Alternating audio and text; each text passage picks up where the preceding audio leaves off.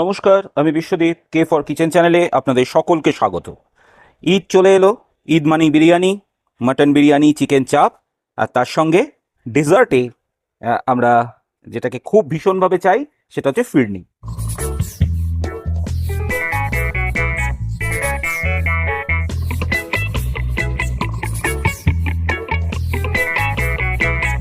আজকে বাড়িতে আমরা কি করে ফিরনি বানাবো সেটাই আপনাদের সঙ্গে আমি শেয়ার করব।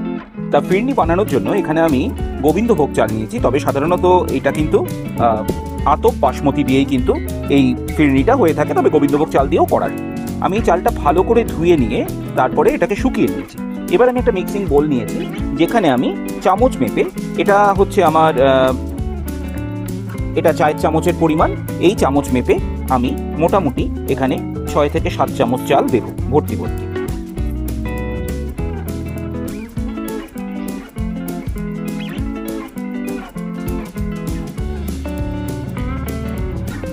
এখানে চালটা দিয়ে দিলাম। এবার এই চালের সঙ্গে আমি দিয়ে দেব এই কাপ মেপে, এটা 75 ml কাপ আছে, এই কাপ মেপে আমি দুধ দিয়ে দেবো চালটাকে ভালো করে বেটে নিয়ে আসার জন্য। 75 ml মতো দুধ আমি এখানে মিশিয়ে দিচ্ছি। চালটাকে আমরা বেটে নিয়ে চলে এসেছি, ঠিক এইভাবে বাটা হয়েছে, ঠিক এরকম কনসিস্টেন্সিটা হবে। তা এটা বেটে নেওয়া হলো। আমি এখানে 1 লিটার দুধ বসিয়েছি। দুধটা একটু গরম হয়ে গেলে আমরা এর মধ্যে চালটাকে গরম হয়ে গেছে, এবার আমরা এখানে এটাকে মিশিয়ে দেবো। যে চালটাকে আমরা বেটে নিয়ে এসেছি এটা দুধের মধ্যে মিশিয়ে দেবো।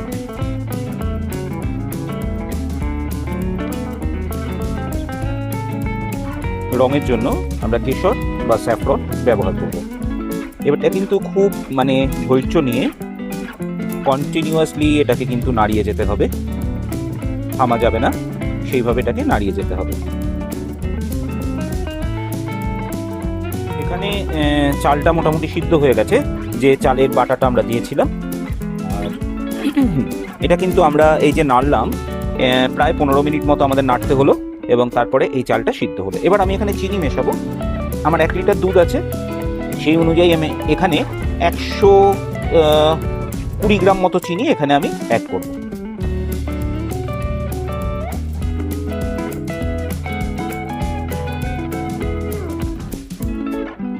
এটা 75 গ্রামের আমার কাপ আছে, সেই ক্ষেত্রে আমি এটারই মেজারমেন্ট করে 120 গ্রাম মতো চিনি এখানে অ্যাড করে দিই।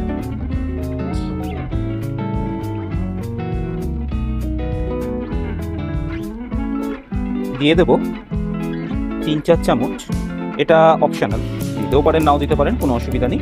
আমাদের যে মিঠাই মেট বা কনডেন্স মিল্ক সেটা আমরা এখানে দিয়ে দেব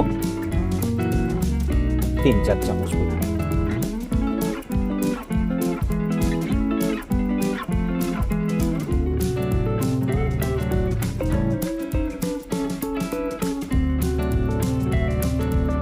দিয়ে দিলাম। এবারও কিন্তু এটাকে ভালো করে নাড়তে হবে। হ্যাঁ, আর একটা জিনিস এখানে দেওয়া বাকি রয়েছে, সেটা আমরা দিয়ে দিচ্ছি। আমি এখানে ছোট এলাচ, যেটা হচ্ছে গ্রিন এলাচ আর কি, ছোট এলাচ গুঁড়ো করে রেখেছি, সেই এলাচ গুঁড়ো আমি এখানে দিয়ে দিলাম। আমি এখানে 6টা মতো এলাচকে গুঁড়ো করে রেখেছিলাম দানা বার করে।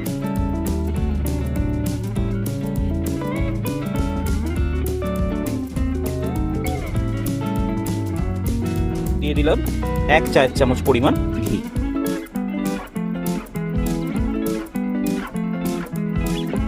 মিশিয়ে নিলাম ঘি দিয়ে। আমাদের ফিরনি মোটামুটিভাবে কমপ্লিট হয়ে গেছে, এবার আমরা নামিয়ে নিতে পারবো। আমি কনসিস্টেন্সিটা দেখিয়ে দিচ্ছি।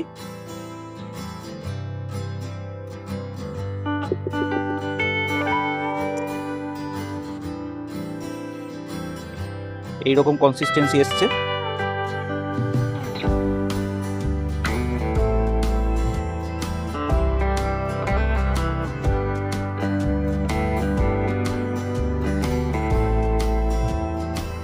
আমাদের ফিরনি রান্না কমপ্লিট, তবে ফিরনি কিন্তু কমপ্লিট হলো না। ফিরনি তৈরি করতে গেলে কিন্তু 2 দিন সময় লাগে।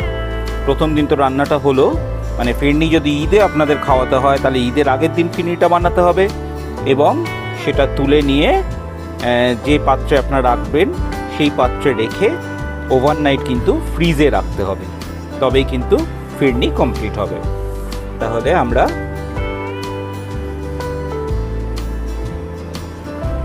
এখানে ফিরনিটা তুলে নিলাম। এরকম ভাবে আপনারা তুলে নেবেন যে পাত্রে রাখতে চাইবেন। আমি এখানে কিছুটা পেস্তার গুঁড়ো ছড়িয়ে দিচ্ছি।